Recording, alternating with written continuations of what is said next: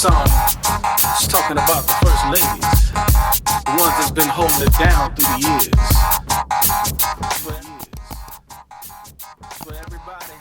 Welcome back to MeFirst, my mom's channel. Before we begin, please comment, rate, and subscribe. This interview is with Deacon Barber. He is the first gentleman of Overflowing Love, Church of the Living God, where his wife Bishop Naomi Barber is the pastor. So stay tuned until the very end and hear from a different perspective. Listen, first lady, yeah, the ones with the hat on. Yeah, I'm talking. 65 years. Wow. Be 66 years and June the 13th. Wow. No, she just started, my wife started out as a missionary. Okay. And she's been doing that for years. Even when she was president of the missionary department, she was not licensed as a minister, preacher. They found out that by her going to out of the country, she needed those license. Mm-hmm. And so she was saying, you're actually preaching, you're actually doing those things. So she was convinced, so she took the church examination, mm-hmm. and then she was ordained. I can't recall what the year it was, but she first started out in 1981 as mm-hmm. a missionary going to Africa.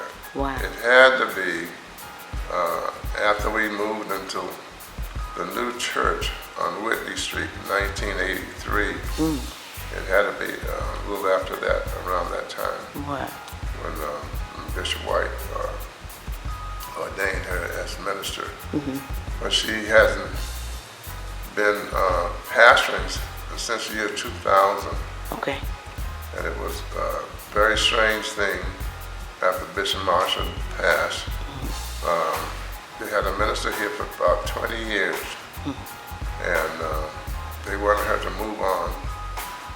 So the church was up for pastorship. Mm-hmm.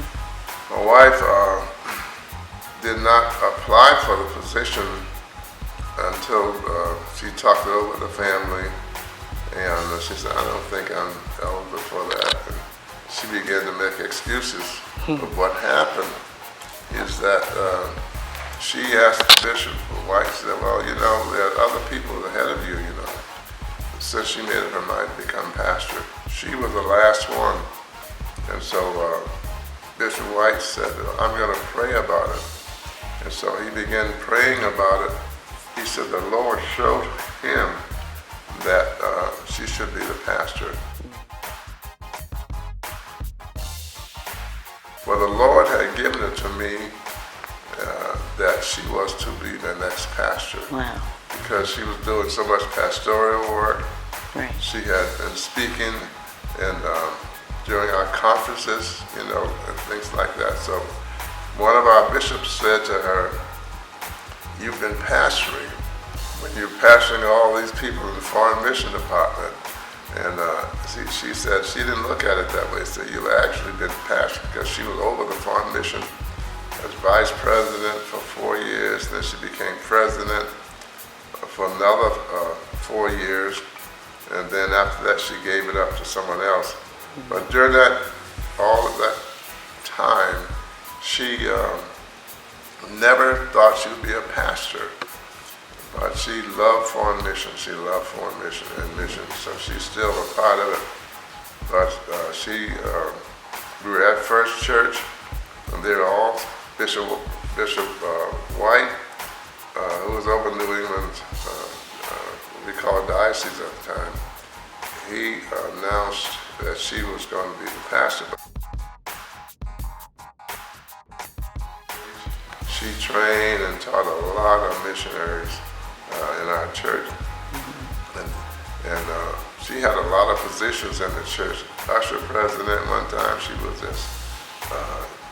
over the youth department at one time. And she has a well of experience in the church, and she excelled Whatever position he had, she always brought it up, or it became well known. So when he announced my wife, as they all went out, the whole church was. Wow. But some of her close friends said, "Oh my goodness, she's gonna be leaving Agape. Wow. She's leaving our church." Wow.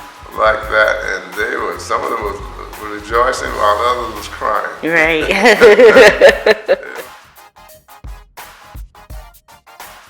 Wife, we've been coming to this church way back in the 50s when we used to come to your church when your father-in-law was pastor, and also Bishop Marshall was pastoring here, and I pastored with Deacon, was Elder Marlon Jackson, and we used to come here. Meanwhile, as a missionary, we knew a lot of the people, the families, because some of them grew up with our children and things like that. So what happened, after Bishop Marshall died, had another pastor, and some of the deacons and people like that. And when people were sick in the hospital, they asked my wife to come and visit them. She would come and visit them in the hospital. And the Lord, out of that, the Lord just showed it to me. I told her, I said, I believe that you're going to be the next pastor Wow. of the church. So what happened is that she heard it and she didn't hear it. And so when she became pastor of the church, Bishop White said, "What did your husband say about it?" So she said, "He's the one that told me I'm going to be Right. the next pastor."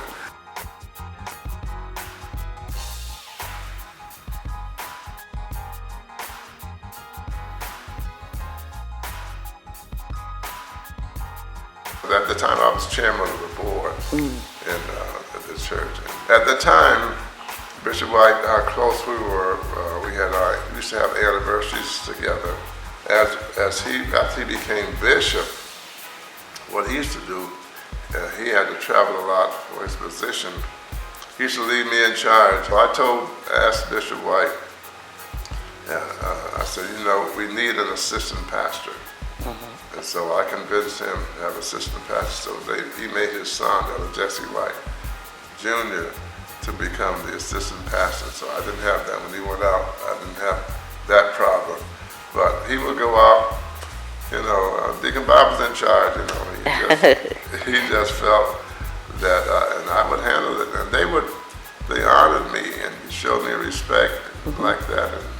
And I was like, some people call them, these different positions. I said, we were doing that, I was doing all of that without a title.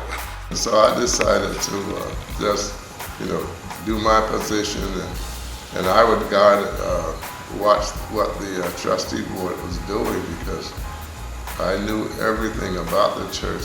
I used to do it. Sometimes I'd walk in the church and they would be in charge of the cleaning and all that stuff. They had a man that was doing it, so sometimes I walked by, touched the window sill, and see it had been cleaned. Right. And if not, whatever was necessary, I would approach the chairman and say, you need to check up on the windows cleaning. The windows seals weren't clean, the vacuum wasn't right. I found some things on the floor and like that. But we got along good together. But it was that process of changing over. I used to do all of that, but now it's the time to restructure our church system. After the first year he became pastor, I had been chairman of the board for about 10 years. And I thought, I have taught the others. I said, I'm not going to be chairman for life. I'm going to leave one of these few days, and someone else will take over. So I sort of taught and trained them that way. And so Elder Taylor and them, they were worshiping in the Y. And so here I am chairman of this. So we had it's good size. Like it is today, Elder Jesse he's now bishop-elect, you know. Right.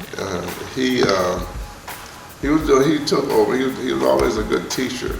So he said, I'm going to be a good preacher. So I said, we had about 12, I think, on the board. And I said, they all trained, they all know how to do things. And I said, here's my son-in-law, the worshiping and the wife. They had a lot of young people that joined up with him, either at East Hartford. And so I said, my wife and I discussed it, and I said, well, we're going to go and help him. I said, we are older, experienced people, and I said, the church is doing all right. I'm not about positions. So I said that what I'm going to do is I'm going to resign and help them. So we had talked about it, and it was my son and my wife and I. So I talked to Elder Jesse about it. He was in tears. He said he knew I was chairman of the board, and so I announced in December that I would leave. That's when I joined Agape. Was that? How did you and Bishop Barber meet? Well, she was a member of the church. As a matter of fact, I taught her Sunday school. Because when I joined the church there, by me being a man, I liked Sunday school. Well, I started going to Sunday school. We had a lot of young people there at the time. So I started going to Sunday school, and being a man, Deacon Mitchell, he was a scholar in the Bible. Oh my gosh, that man came up from Georgia. He studied the word, so he knew it like the back of his hand, wow. Like that. And he taught me to be a teacher. If someone got the right answer, my wife she was always smart, and so she would. He said, if you can answer the question, I'll give you a quarter, nickel, a dime back there, whatever it was. And she got a lot of money because she was always fast and answer the question. And so that's how I met her. And she had a sister, Rose. I think I went out with Rose before, because she was young, you know, at the time. Yeah. So we went to the revival once. We came back. I don't know, for some reason I noticed her, and she was, at that time my wife we got married. She was about 1 year from being 17 and like that. She hadn't finished high school, but she went back. Someone said, "You're too young, it'll never last." Then after we got married, I was in the military. Wow. And I went over France, Europe for 2 years. I was stationed in France for 2 years, but it was during the Korean War, and a lot of my group went to Korea. Well, I was fortunate to go to Europe, and because I was a typist, I got a position in personnel. I became what they call a military personnel specialist in the headquarters company there in France. I was in personnel, but still I was in this honor guard. So we had a separate barracks that we slept in. I think it was on the 4th floor of the barracks. It's almost like a rectangular shaped barracks. The headquarters, we had the headquarters, the office there. The headquarters office was one building, and the personnel office was in another building that had transportation, all the other auxiliary groups. But the headquarters building was right in the front. You know, that's where the general was in charge there. I got to travel a little bit. I went to Switzerland, Germany, Austria, and places like that. I traveled during that period of time. Was Bishop able to go with you? Yeah, no, she could come, but she was young, and she had to stay off the base, you know, like that. And she didn't know the language. and I didn't know the language. I was learning French, but I'd hated to leave her there by herself, not, in the housing place that she would be, and I just didn't like the idea. But I asked her if she wanted to come, and she said yes, she wanted to be with me, but I didn't want her to come. And but I didn't want to tell her I didn't want to come because she'd think I had a girlfriend, something else. So her aunt didn't want her to come, and so they had made this idea. How am I going to tell him I don't want to come? But both of us didn't want each other to come. But I can't remember how we solved the problem. She said somehow we figured it out. So, I think I finally asked her, it's going to be rough on you. She said, you don't want me to come. I said, well, I want you to come, but it'll be longer like that. She said, oh, well, okay, that'll be all right. Great.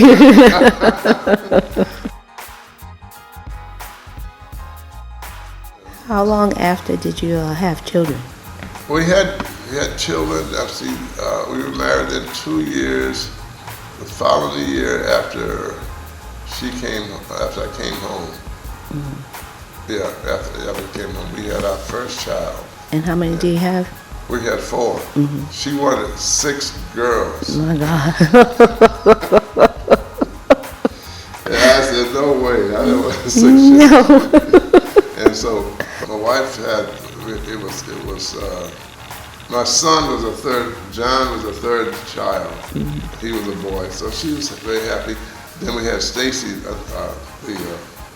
she was a baby. They're 5 years apart. We had all those other 3, 18 months apart, 1 year apart, something like that. Yeah. They're all very close. Yeah. Their birthdays within 3 months. Wow. It was 2 in March, one in February, John in February, and 1 in April. Wow. Within the 3 months that all my children. Wow. Wow. How many grandkids do you have? I have 3. It was 4 grandchildren. I have 3 grandchildren and 3 greats. The oldest grandson, he died because he's going to college, had an accident. He's the one that almost drove my wife crazy. Wow. And when he died, because he was the one that little John had before he got married. And he was our only, that was first one. Oh gosh, Stacy, by her being a nurse, she couldn't have children. I think she had 2 or 3 or more miscarriages. Wow. She was not able to birth children, so she just started adopting them. Janelle was the last one. She helped Sasha too. Well, Sasha was she was the first one. No, not the first one, but after Kyle. Well, Kyle was hers too. She just took him on, and she helped out. But Janelle, like Robin birthed Janelle for her because she used to be in classes with Janelle and homework, the whole 9 yards, and then I found out she was paying her tuition in college. Wow. She just took over Janelle. So tell us about your role as the deacon here and your role in supporting your wife.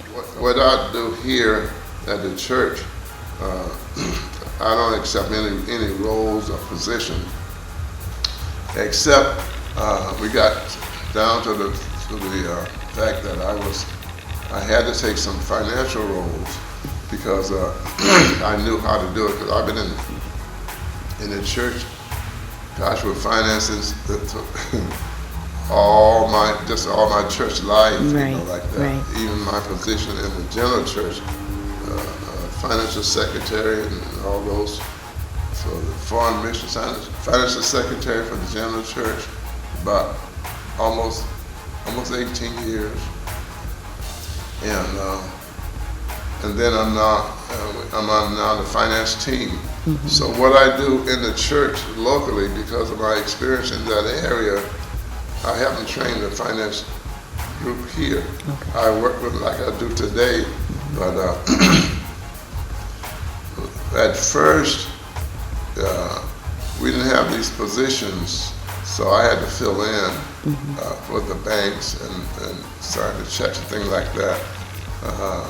But they knew technically I'm not supposed to do it because I'm related to the family. But at the time, it was an issue came up, so I had to do that.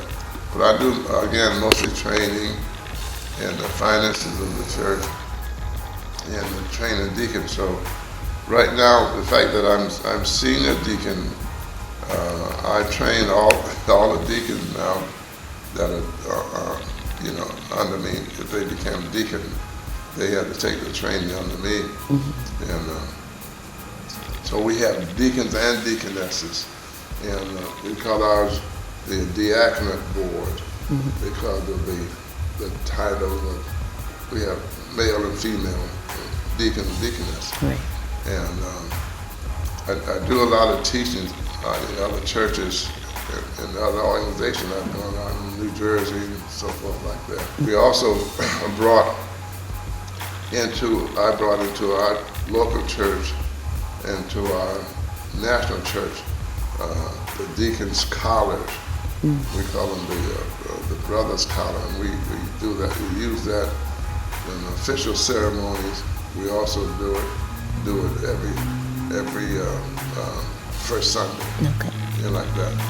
And so they depend on me because of my experience, a lot of things working with the pastor. And most times, when she go away, I'm here.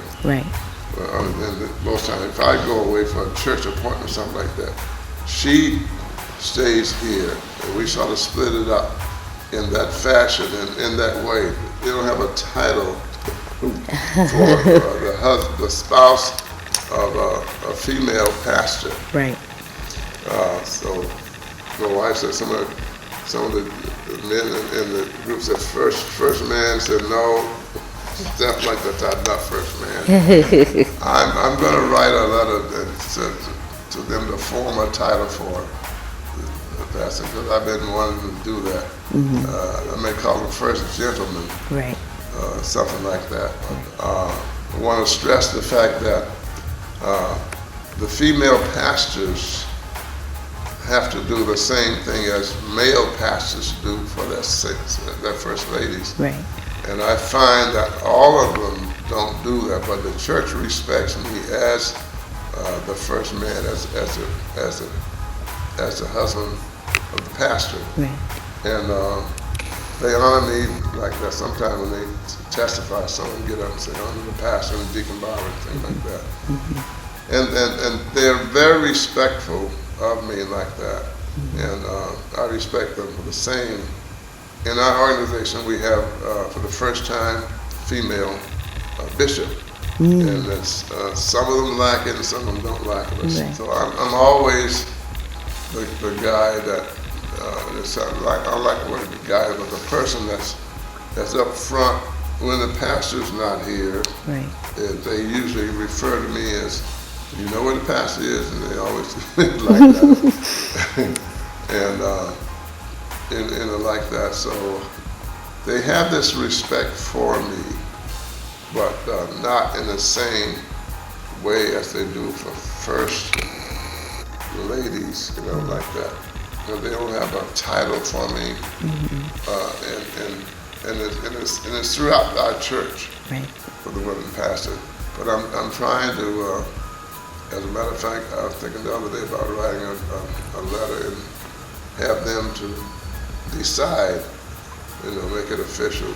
Because now we're getting more female pastors in. And they honor them, but I tell them, you don't do it in the same respect as the men do, so you gotta fall in line with the men. Like that.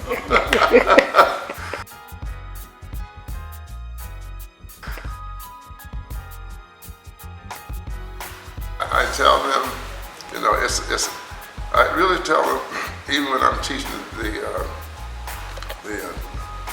deacons and training.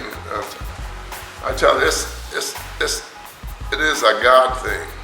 I try to tell them God doesn't have any, masculine, male or female like that.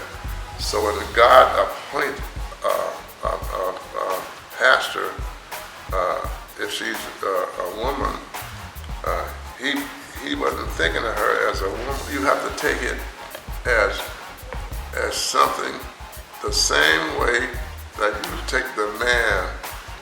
If it was a man pastor, you give them that same honor, that same respect and everything.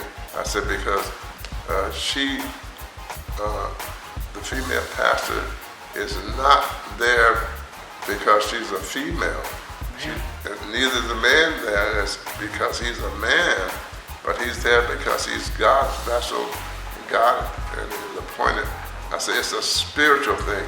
Main thing I'm concerned about is that you be saved. I said if you're saved and you sanctified and baptized, filled with the Holy Ghost, I said you are then teachable.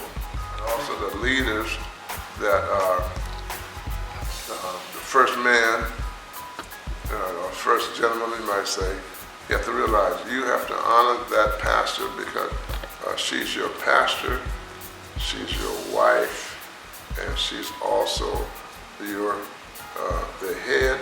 While you're in the church, you're head at home, but when she's at the church, she has an organization, so you have to give her that honor and respect. And you got to be supportive of your pastor, Right. like that. You got to act like she does, but in a man's way, because her thing is she is supporting him, and she demands respect. If you support that pastor, like the First Lady does, you'll get that same respect. The only difference is they haven't found a title for us yet. Right. What do you say to the people that come to you and want you to do something that's really the pastor's role? Well, I have to tell them, number one, I tell them, the first thing I said, I'm not the pastor. I said I can do certain things, but I'm acting as her mouthpiece. I represent her. Right. I said she will do things this way and that way. Now I said, if you want me to tell you about something, I said that's my way, Right. and this is not the pastor way. I am not the pastor, but I don't speak. I be careful not to over speak the pastor. Right. I be so much that I'm talking over her and like that, because I tell them, a lot of times I said, look, I said when I'm talking for the pastor, I'm thinking the same way that, because I know her, I know that she would like it this way or she would like it that way. Maybe we've talked about it.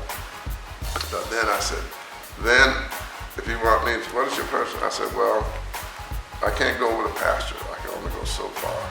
I can tell you the Bible way, the truth the way, the same way she would say it. But if you think I don't speak for her, I never speak for the pastor.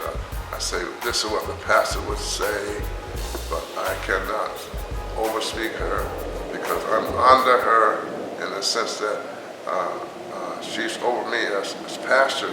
I said, but we're together in everything that we do and everything that we say. Structure, so it have to be so that you won't mislead the people, cause a division, or cause them to not love and trust the pastor, because you're close to that pastor, and you have to talk like it, you have to act like it, and so that the people cannot tell that there's a difference. Even though you may have a personal difference, but you can't tell the church that.